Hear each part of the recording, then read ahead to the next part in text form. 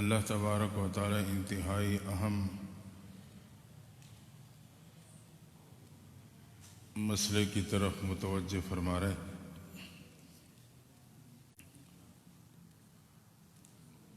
فرمایا ضروریات جسمانی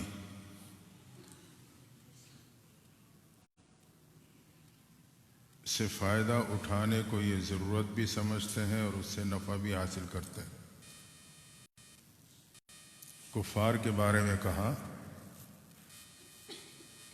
اللہ کہتا ہے کہ میں نے جو ضروریات جسمانی کا نظام قائم کیا ہے یہ اس کی ضرورت بھی محسوس کرتے ہیں اور اس سے فائدہ بھی اٹھاتے ہیں۔ ضروریات جسمانی اللہ نے زمین کو اس کا ذریعہ بنایا ہے۔ جتنا اناج ہے، جتنا پھل ہے، جتنے میڈیکل لائن میں جو چیزیں ہیں وہ بھی جڑی بوٹیوں کی بنیاد پہ، گوشت مہیا ہوتا ہے تو وہ بھی جانور گھاس کھاتا ہے تو وہ پلتا پھولتا ہے۔ تقریباً جسمانی ضروریات کا محور اللہ نے زمین کو بنایا اور جتنی معدنیات ہیں زمین سے نکلتی ہیں، لکڑی سے متعلق ہے، دوسرے دھاتیں ہیں، اینٹ ہے، سیمٹ ہے، ریت ہے، مٹی ہے، تعمیرات کا نظام ہے، سب تمام ضروریات کا تعلق وہ اللہ نے اس کا ایک نظام بنایا ہے زمین کے ذریعے سے۔ فرمایا اس کو اپنی ضرورت بھی سمجھتے ہیں اور اس سے فائدہ بھی اٹھاتے ہیں، لیکن جو میں نے روحانی نظام قائم کیا ہے آسمانوں سے، جو قرآن ہے، نہ اس کی ضرورت محسوس کرتے ہیں نہ اس سے فائدہ اٹھاتے ہیں، بلکہ اس سے اعراض اور انکار کرتے ہیں۔ تو روحانی نظام کا انتظام اللہ نے آسمانوں سے کیا کہ قرآن کو نازل کیا۔ وہ قرآن ہے، قرآن کی تعلیمات ہیں، حلال حرام، جائز ناجائز، اچھا برا، نیکی بدی، سارا ایک نظام ہے روحانی اعتبار سے، ایمانی اعتبار سے صحت پانے کے لیے۔ فرمایا اس کو یہ تسلیم کرنے سے انکار کرتے ہیں، جبکہ یہ بات واضح ہے اگر ہم نے روحانی میدان میں اپنے آپ پہ محنت کر لی تو یاد رکھنا کہ یہ قبر میں اور آپ کے لیے جنت کا باغیچہ بن جائے گا۔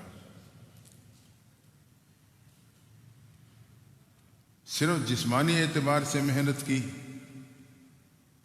تو جسم تو قبر میں کیڑے کھا جائیں گے، روحانی اعتبار سے کمزور رہا تو پھر یہ قبر میں اور آپ کے لیے ایمرجنسی وارڈ ہوگا، اسپتال کا ایمرجنسی وارڈ ہوتا ہے۔ دیکھیں، سمجھنے کے لیے اس بات کو ذہن میں رکھیں کہ اگر میں نے اپنی روحانیت اور ایمانیت پہ محنت کر لی تو میں صحت مند ہو کے دنیا سے جاؤں گا۔ صرف جسمانی اعتبار پہ محنت کی تو پھر میں روحانیت کو نظر انداز کر دیا تو پھر میں بیمار ہو کے دنیا سے جاؤں گا۔ جب بیمار کو اسپتال لے جایا جاتا ہے تو سب سے پہلے ایمرجنسی وارڈ میں پہنچایا جاتا ہے۔ وہاں 1 یا 2 ڈاکٹر کی ڈیوٹی ہوتی ہے، 24 گھنٹے ڈاکٹر موجود ہوتا ہے۔ آنے والے مریض کو وہ اجمالی طور پہ چیک کرتے ہیں، اس کا چیک اپ ہوتا ہے۔ بنیادی طور پہ 3 چیزیں چیک کر لی جاتی ہیں: بی پی کی پوزیشن کیا ہے، بلڈ پریشر کی، بی پی کیا ہے، شوگر کیا ہے، ٹمپریچر کتنا ہے، اور پھر عمومی طور پہ ڈرپ لگا دی جاتی ہے۔ یہ اجمالی چیک اپ ہوتا ہے۔ تو اگر میں نے اپنی روحانیت پہ محنت نہ کی، قرآن سے فائدہ نہ اٹھایا، تو میں بیماری کی حالت میں دنیا سے جاؤں گا۔ قبر میں آپ کے لیے ایمرجنسی وارڈ ہوگا، وہاں اللہ نے 2 ڈاکٹر مقرر کیے ہوئے ہیں مستقل، جس کو منکر و نکیر کہتے ہیں۔ یہ وہاں کے ڈاکٹر ہیں۔ یہ قبر آخرت کا اسپتال جو جہنم ہے اس کا ایمرجنسی وارڈ ہے، تو وہ فوری طور پہ میرے آپ کا چیک اپ کریں گے۔ لیکن فرق یہ ہے کہ دنیا کے اسپتال میں چیک اپ آلات کے ذریعے سے ہوتا ہے، قبر میں جو چیک اپ ہوگا وہ سوالات کے ذریعے سے ہوگا۔ 3 سوال کیے جائیں گے بنیادی طور پہ: من ربک کا، من نبیوں کا، ما دینوں کا۔ رب کون ہے، نبی کون ہے، دین کیا ہے۔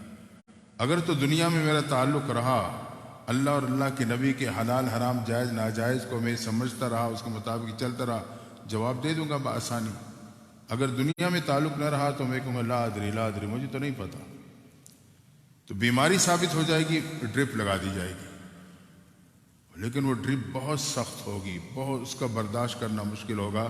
وہ ایک اژدہا کی صورت میں ہوگی جو انسان اس پہ مسلط کر دیا جائے گا، اور وہ ایک ایک قطرہ زہر کو اس میں اتارتا جائے گا. قیامت تک یہ ڈرپ چلتی رہے گی. تو اس لیے ہمیں اور آپ کو متوجہ کیا جا رہا ہے کہ ہم دنیا میں ہی اپنے آپ اپنی روحانیت پہ محنت کر لیں، قرآن سے تعلق جوڑ لیں، قرآن کے ساتھ جڑ جائیں جو اللہ نے روحانی نظام کے لیے بھیجا ہے، اور روحانی اعتبار سے صحت مند ہو کے جب دنیا سے جائیں گے، پھر قبر میں آپ کے لیے یہ جنت کا باغیچہ بن جائے گا. پھر کیا ہوگا؟ نم کا نومت العروس، جنت کے بستر بچھا دیا جائے گا، حکم کا سو جاؤ. اب آپ کو رب ہی اٹھائے گا. تجھے پہلی رات کی دلہن کو صرف اس کا خاوند اٹھاتا ہے اور کوئی نہیں اٹھاتا. اس بندے کو پھر رب اٹھائے گا، اس کو قیامت کے دن آرام کی نیند سو جائے گا. اور قیامت کے دن جب اللہ تعالیٰ اٹھائیں گے، وہاں پھر تفصیلاً چیک اپ کیا جائے گا. اگر تو میں نے صرف جسمانی فائدہ اٹھائے دنیا میں، روحانیت کو نظر انداز کرتا رہا کہ گوئے کہ میرے پہ کوئی شرعی احکام نہیں ہے، میں کسی چیز کا پابند نہیں ہوں، نہ میرے معاملات میں نظر ڈالے، نہ اپنے اخلاقیات میں نہ ڈالے، نہ اپنے کردار پہ محنت کی، وہاں پھر میرا آپ کا تفصیلی چیک اپ ہوگا. تفصیلی چیک اپ میں عمومی طور پہ ڈاکٹر پوری زندگی کی ہسٹری معلوم کرتا ہے، زندگی سے متعلق. تو قیامت کے دن خالق کے کائنات خود چیک اپ کریں گے، طبیب حقیقی. وہ میرے آپ سے 4 سوالات کیے جائیں گے. پہلا سوال، میرے بندے زندگی دی تھی کیسے گزاری؟ پوری زندگی سے متعلق. زندگی میں تجھے صحت کے لمحات دیے تھے، جوانی دی تھی، کیسے بسر کی؟ مال دولت کہاں سے کمایا تھا، کہاں خرچ کیا تھا، پوری زندگی سے متعلق. علم دیا تھا، اس پہ کتنا عمل کیا تھا. یہ وہ سوالات ہوں گے، پوری زندگی کی ہسٹری ہوگی. اگر تو میں ایمرجنسی وارڈ میں بیمار تھا تو یقین وہاں بھی بیمار ہی نکلوں گا. جب وہاں بیمار نکلا، پھر مجھے وہاں کے اسپتال جہنم میں علاج کرانے کے بعد مجھے جنت میں جانا ہوگا، ورنہ نہیں جا سکتا. پھر مجھے جہنم بھیج دیا جائے گا، بھی یہ مریض ہے، اس کا پہلے علاج کراؤ. قرآن کہتا ہے نہیں جاؤں گا، اہلکار گھسیٹ کے لے جائیں گے مجھے. بیماری کی حالت، دنیا میں ایک ملک سے دوسرے ملک جاتے ہیں میڈیکل سرٹیفکیٹ کے بغیر مجھے ویزا نہیں ملتا. وہ تو جنت کا معاملہ ہے. وہاں بھی بیماری اگر ثابت ہو گئی، میں جنت نہیں جا سکتا، پہلے مجھے جہنم جانب داخل ہونا پڑے گا آخرت کے اسپتال میں. اور وہاں بھی ایک جنرل وارڈ ہوگا، کچھ VIP رومز ہوں گے، کوئی ایمرجنسی انتہائی نگہداشت کا وارڈ ہوگا جیسے دنیا کے اسپتالوں میں ہوتا ہے.